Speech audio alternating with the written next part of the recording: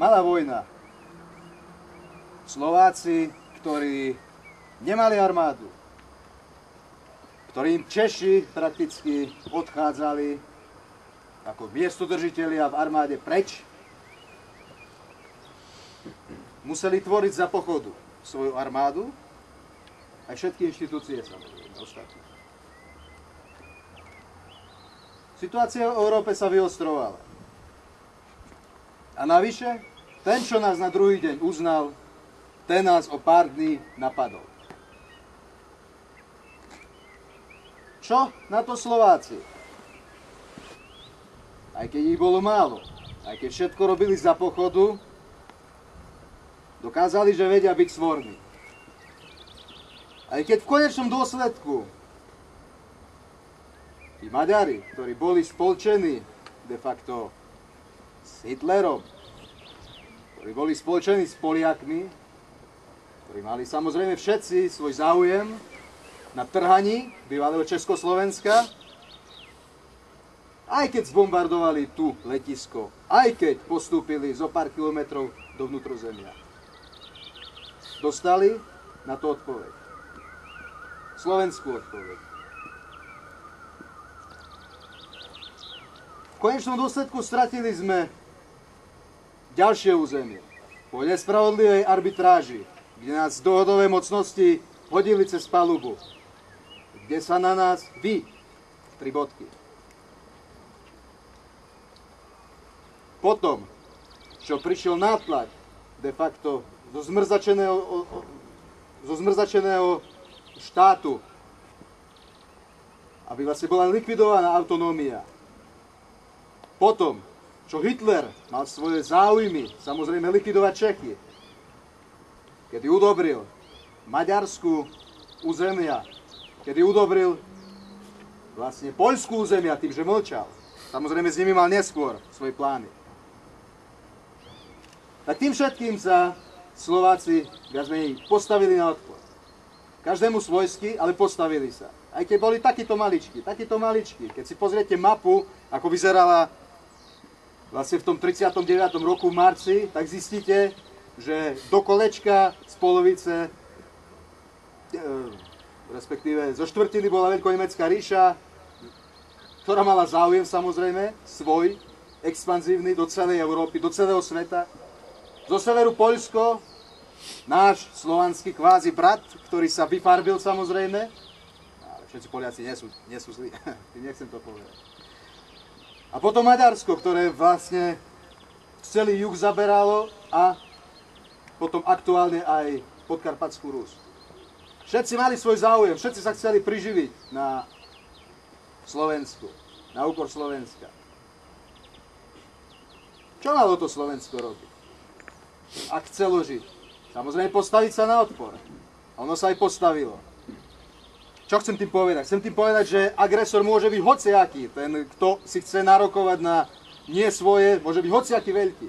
Ale jeho obyvatelia, jeho občania musia sa postaviť na odpor, pokiaľ chcú, aby vlastne to Slovensko žilo. Možno mi niekto povie, že veľa ľudí sa stavia na odpor v súčasnosti. Dobre. Ale čo je podstatné? Vtedy sa stavala na odpor vláda Slovenska. Čiže ľud mal vzor v svojej vláde. Kdežto teraz? Absolútny opak. Absolútny opak. Pripomíname si tu aj výročie bombardovania Jugoslávie.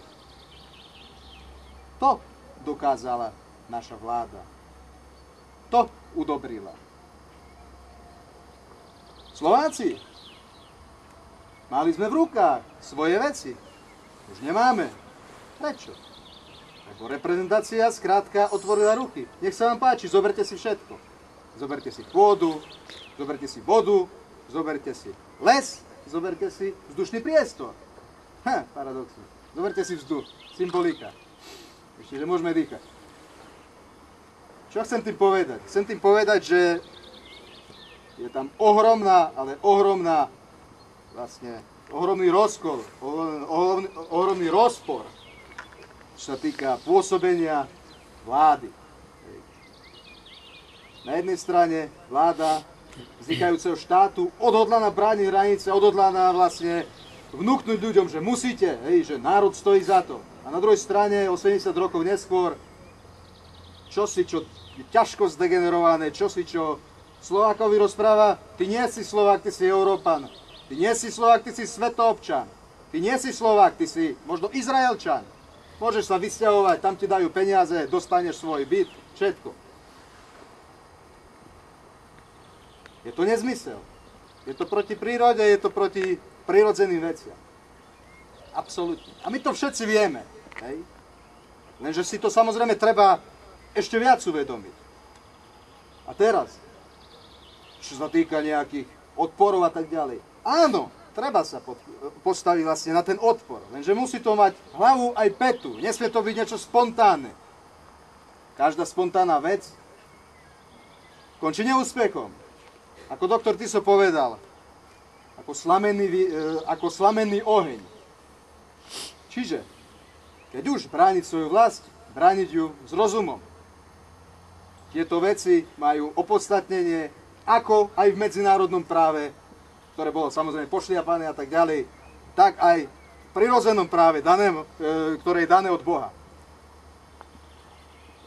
Spomenul som bombardovanie Jugoslávie a otvorenie vzdušného priestoru. Je to fakt tragédia, ale bohužiaľ, treba to brať na vedomie. Vtedy, tých 10 rokov dozadu, tí Srbi, ktorí vlastne boli napadnutí bombardérmi, oni vážne, ale vážne, seriózne sa ničím neprevinili. Ani proti ústave svojej, ani proti medzinárodnému právu, ani proti právu Božiemu, prirodzenému. A predsa boli zbombardovaní. Prečo? Samozrejme pre záujmy vyšší. Žiadne potlačané práva kosovských Albáncov. Nič také nebolo. Vôbec. A keď už, tak zo strany UČK.